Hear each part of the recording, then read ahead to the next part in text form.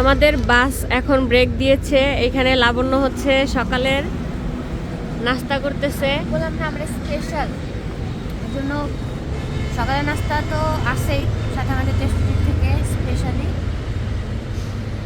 এটা ভাইয়া খাওয়াইতেছে। ও এখন না, ও এখন নাস্তা করতেছে।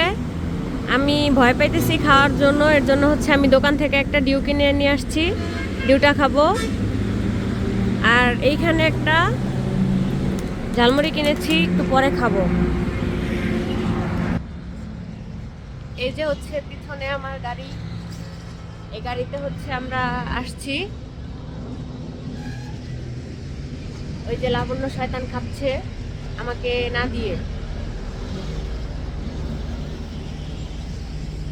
কিভাবে খায় শুধু দেখেন।